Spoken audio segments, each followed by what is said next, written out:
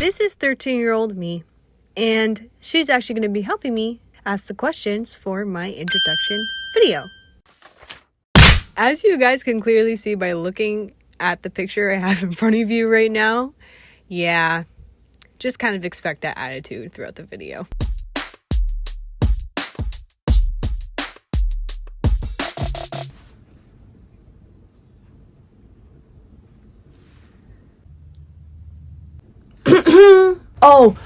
Oh, sorry. So what is your channel about? Oh, is this one of the ones from your Instagram? Yeah, that is. Is there any more on here? Only just one more, actually. Well, duh. I mean, that makes sense. Who wants to do your work for you? But that's why, I took the liberty of finding questions of my own. Well, you didn't do a very good job. Can you just ask the questions, please? No one wants to know what your favorite color is. And I'm pretty sure that they already know.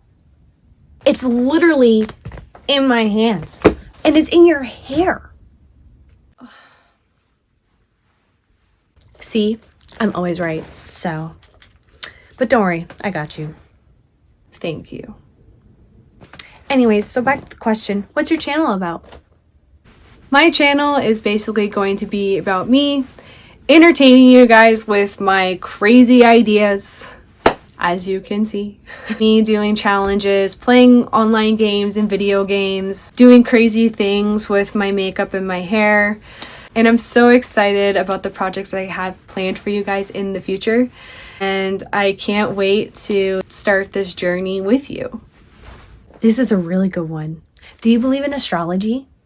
I would say yes and no. The reason why I say yes is because I literally fit the exact definition of an Aries. Everything about their personality and everything about them, I definitely fit in that criteria 100%.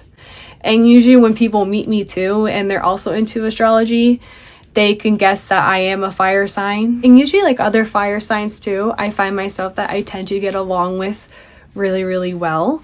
When I meet someone who is a water sign, which is like a Cancer, a Scorpio, or a Pisces, usually when I get to know the person, whatever the situation may be, I do tend to find that when we get to know each other, the more I actually see that we actually don't see eye to eye on a lot of situations and topics. And also that we always tend to agree to disagree, which is completely fine because everyone's entitled to having their own opinions about things and about situations because we all have different experiences. There are people out there who do take pride in their zodiac sign. And for you to like sit there and degrade that and automatically assume their personality or assume the kind of person they are just based off their sign, that's just not a fair thing to do to somebody. And I understand because maybe you had a couple bad experiences with people who were that specific sign.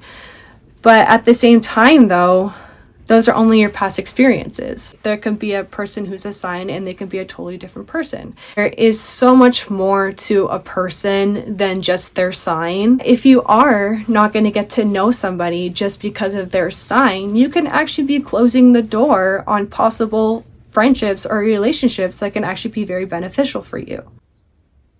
Oh, here's one you actually added that wasn't boring. What's the first thing you want to cross off your bucket list?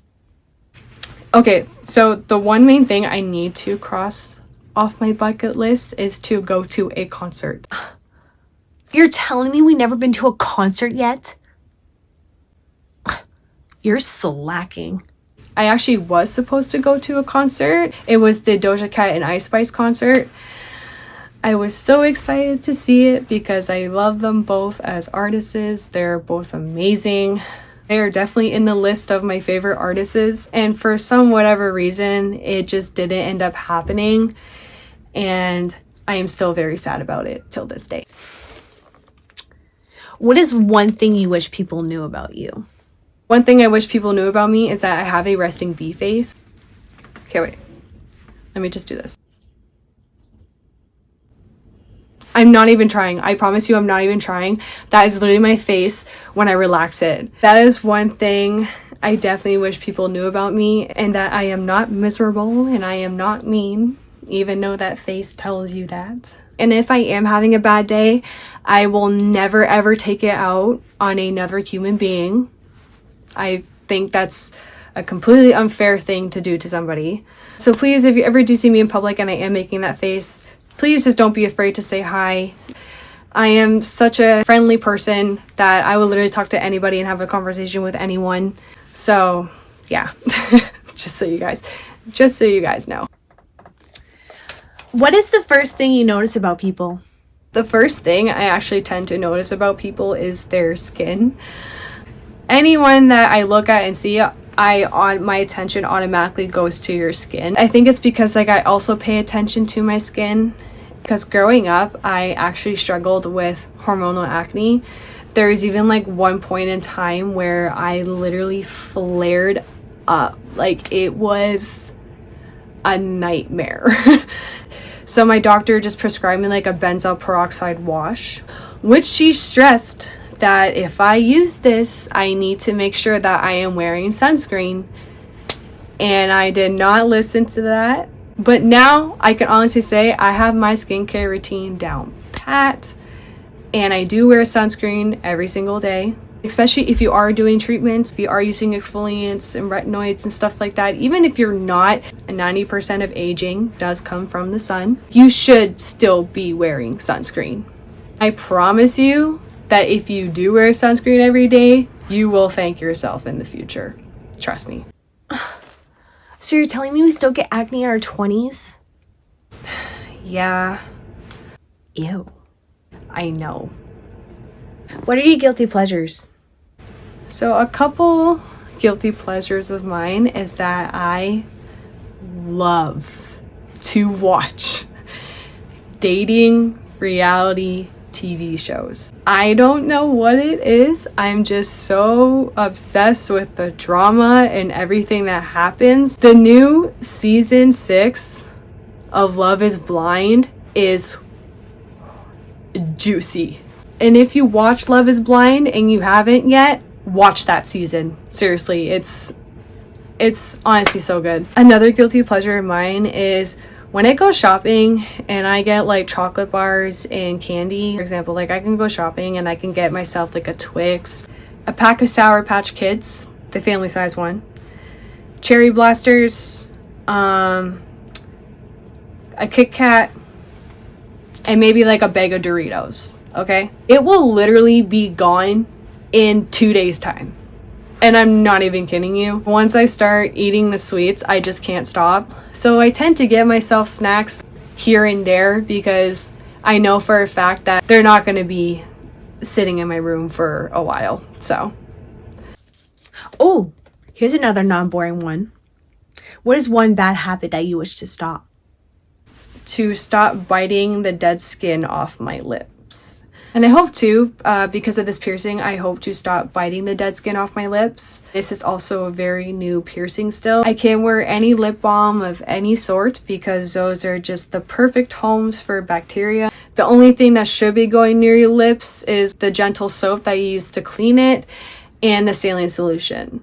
I do try to exfoliate my lips with a Q-tip and saline solution. I try to do as much as I can, but I'm seriously just getting to the point where I'm like, you know what, I'm just gonna have dry lips and I just have to accept that fact. And to be honest, I'd rather have dry lips than an infection. You know? You gotta pick and choose your battles here. Ooh, I thought of a spicy one. Are you single or taken? Please be taken. I am single. Boo!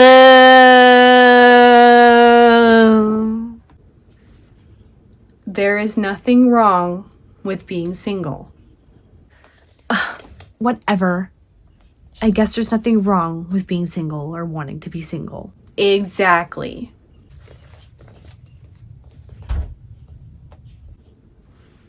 Ooh, but we should make you a Tinder. We're not doing that. But, no. Fine, have fun dying alone.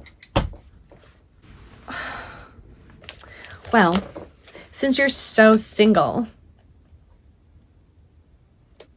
what is your idea of a dream date? Oh, my dream date would definitely be to go skydiving. Can it be something more realistic, please? What? That is realistic. Plus, to be fair, you also said a dream date. A girl can't dream.